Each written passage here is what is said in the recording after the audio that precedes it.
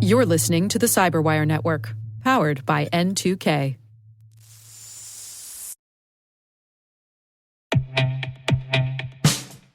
And now, a message from Cyberbit. Mastering cybersecurity is like mastering a sport. You build muscle memory through rigorous practice, then you train as a team to foster cohesion while operating under pressure. Like athletes, cybersecurity professionals thrive on hands-on simulation. But traditional courses, certifications, and open-source labs won't build you a winning team. You need Cyberbit. Cyberbit offers a hyper-realistic simulation environment for your SOC, IR, and C-suite to refine your skills, all using the market-leading SIMs, EDRs, firewalls, and WAFs they use every day. Cyberbit is offering Cyberwire listeners a free live-fire exercise. Sign up your team now at cyberbit.com/cyberwire.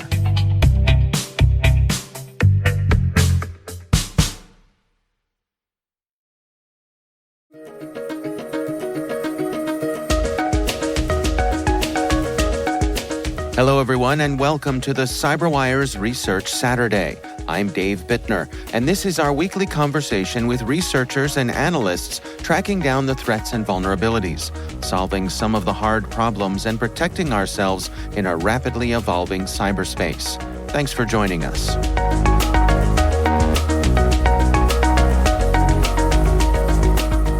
We discovered a previously unknown piece of malware, which we have called Birdie Client, because we think the attackers themselves call it Birdie Client.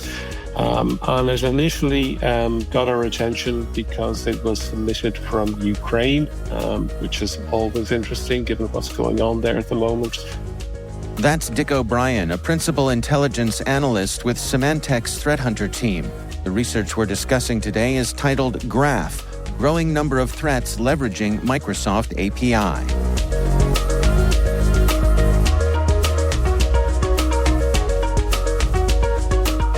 And then on analysis, we discovered that its functionality included the ability to use the Microsoft Graph API to communicate with a command and control server that was hosted on a Microsoft OneDrive account. And we thought that was notable because it is the latest in a growing number of threats that seem to leverage the Graph API, in particular in relation to command and control communications. It has been happening for a couple of years now, but the number of actors who seem to be capitalizing on it is growing. Well, before we dig into some of the history here, can you give us a little rundown of what exactly the Graph API is designed to do? Okay, yeah, it's very simple.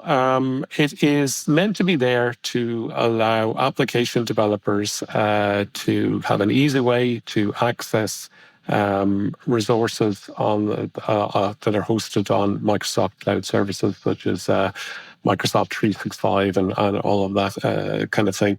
And it means that you can effectively log in using an OAuth access token and grab information from there and integrate it into whatever you are developing yourself. So that could be emails, calendar events, files that are hosted on OneDrive, for example.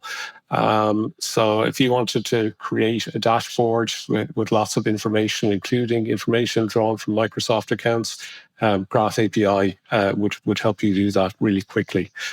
So that's the legitimate use case. But attackers have discovered that they can use it for their own purposes.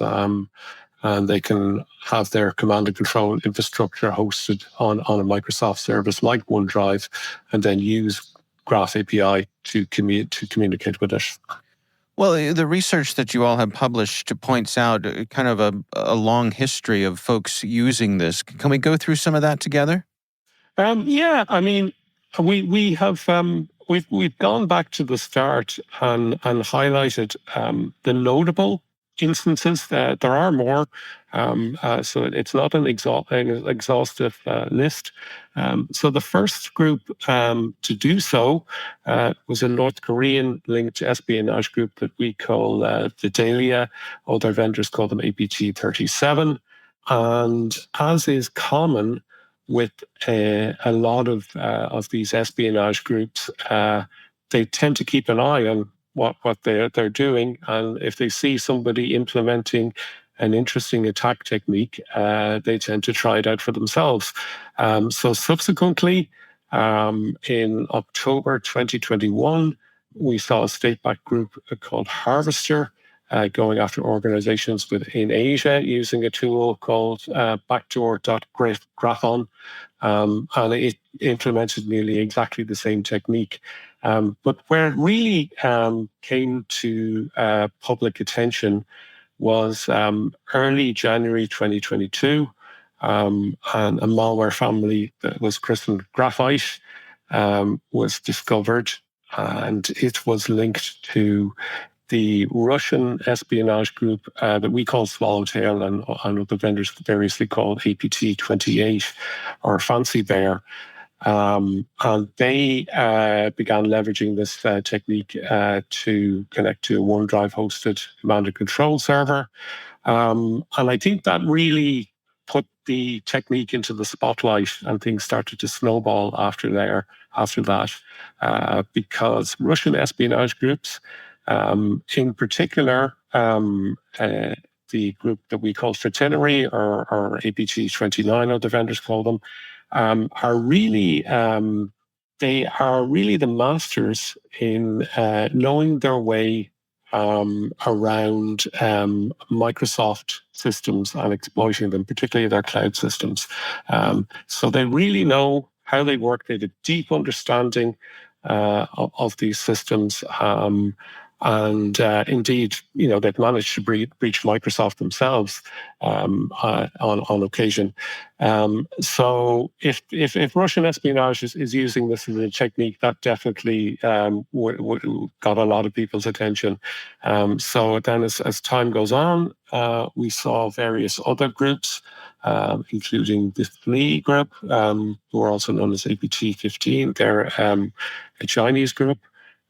They began leveraging the technique in a campaign that was directed against foreign affairs ministries in the Americas. And what they did was they got an older piece of malware called Ketrican, and they just bolted on this functionality. They decided, this is something they wanted. So they implemented that as their command and control technique. So, in the past 12 months or so, there have been multiple attacks involving this technique, some of which are linked to known groups, many of which have been publicly reported. So what we have discovered is just the latest in a long line of threats that have leveraged this technique.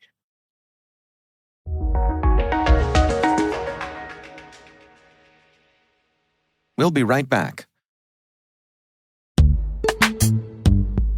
Every day, your IAM tech debt grows. Your multi-generational services struggle to work together. Building an identity fabric can fix this. It makes all your identity tooling stronger and allows you to connect any app to any service you want to use, with zero coding, zero maintenance, and zero app downtime. Strata's identity orchestration platform separates the identity logic from your applications, so you can optimize existing IAM tools and manage them in a single control plane. Now, every vendor, standard, and architecture work together.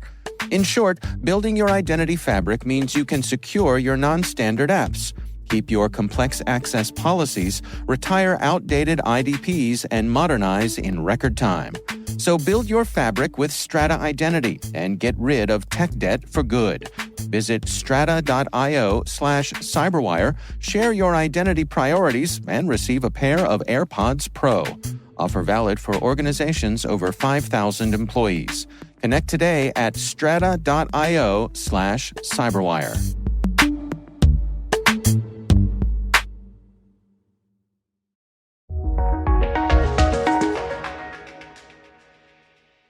And what is it about the functionality of this API that allows these folks to do the things they want to do and simultaneously evade detection?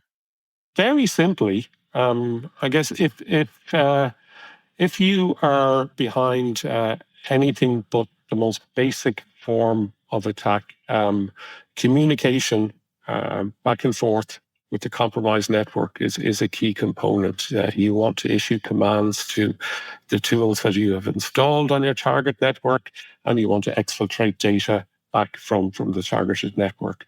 But unfortunately, that traffic is one of the things that can trip you up, that can raise red flags in your victim. Um, so what is maybe less likely to raise suspicion, and I suspect this is one of the chief motivations for attackers, is communications with a known entity. So somebody using a Microsoft API to interact with Microsoft Cloud Services. That kind of seems an awful lot more run-of-the-mill than anomalous traffic between your network and some unknown server. And then for attackers, it's a cheap source of infrastructure. You can get something like a OneDrive account for yourself for nothing. So not only is it inconspicuous, but it's also cheap and convenient, And, things like Microsoft Cloud Services, they have pretty good security around them. So there's less likelihood that somebody you don't want to snoop on your own infrastructure. So there's a lot of selling points for attackers. Yeah. What are your recommendations then for folks to best protect themselves here? I think it's time for I know this is a concern for organizations, because we do talk to a lot of our customers about stuff we're working on, we're researching, and this was a topic that seemed to really resonate with them, and a lot of them came back and said, look, this is something we're really worried about at the moment, and it's not just things like OneDrive. They also mentioned other popular cloud services. So I think it's time for organizations to start looking at the cloud accounts that people are using. And I think probably need to start really locking it down to tenants and accounts that belong to the enterprise. So it is not at all uncommon to hear about people saving stuff to their cloud account from their work computer. But that kind of thing, I think, needs to probably be severely limited, because if you are allowing that, it means that traffic to attacker-controlled accounts is probably maybe less likely to be noticed. And I gather there's lots of graph logging tools, so it may be time to start more proactively monitoring connections to the Graph API and checking them. Do you have any sense for how Microsoft has approached this? I mean, to what degree are they saying, well, the API is working as designed, and so we're good here, right? Yeah, I mean, obviously, it's probably more of a question for Microsoft, but the difficulty for them is that the attackers are not necessarily breaching their services; they're using them as intended. Although I'm pretty sure the terms and conditions will specify that you should not use your Microsoft account for purposes like these. But they are signing up like legit users, and to all intents and purposes, they're acting like that. So I'm fairly sure that Microsoft are aware of attackers using this technique and using their services.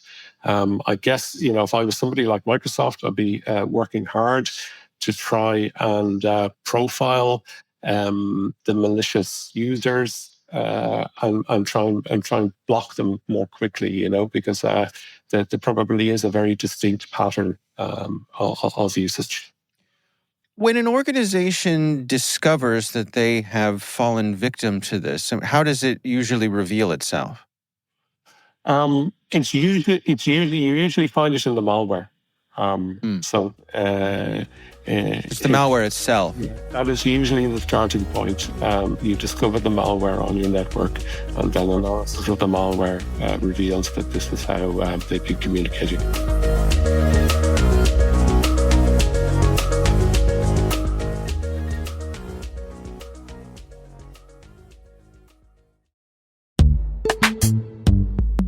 And now a word from our sponsor, Netskope. Netskope is a worldwide leader in SASE and Zero Trust. Its unified platform, Netskope One, provides optimized access and Zero Trust security for people, devices, and data anywhere they go, helping customers reduce risk, accelerate performance, and get unrivaled visibility into any cloud, web, and private application activity. To learn more about how Netskope helps customers be ready for anything on their SASE journey, visit netskope.com.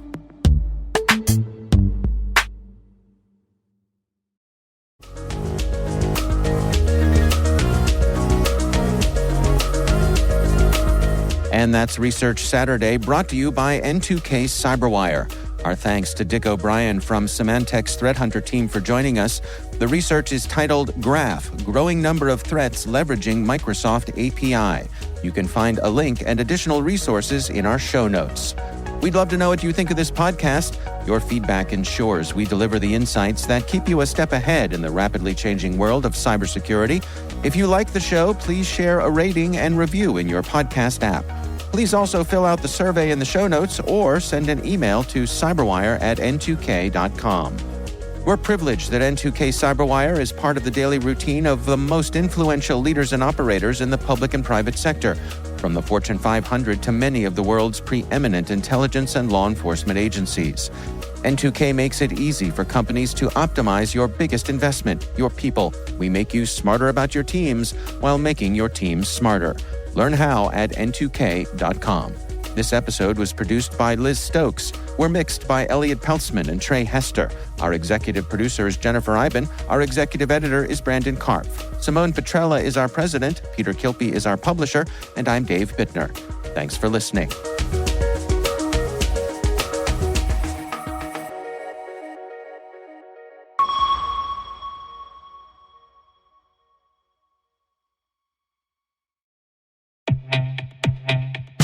And now a word from our sponsor, SpyCloud, the leader in operationalizing cybercrime analytics.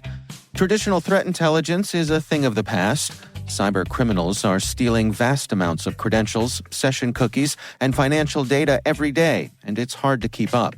SpyCloud is the trusted partner businesses turn to fully understand their darknet exposure risk and neutralize threats before it's too late.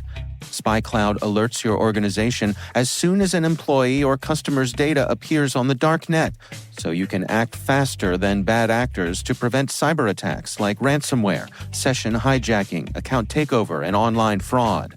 With insights from the industry's largest repository of recaptured data, protect the digital identities and systems most important to your business. Get your free corporate darknet exposure report at spycloud.com/cyberwire and see what information criminals have in their hands today. That's spycloud.com/cyberwire.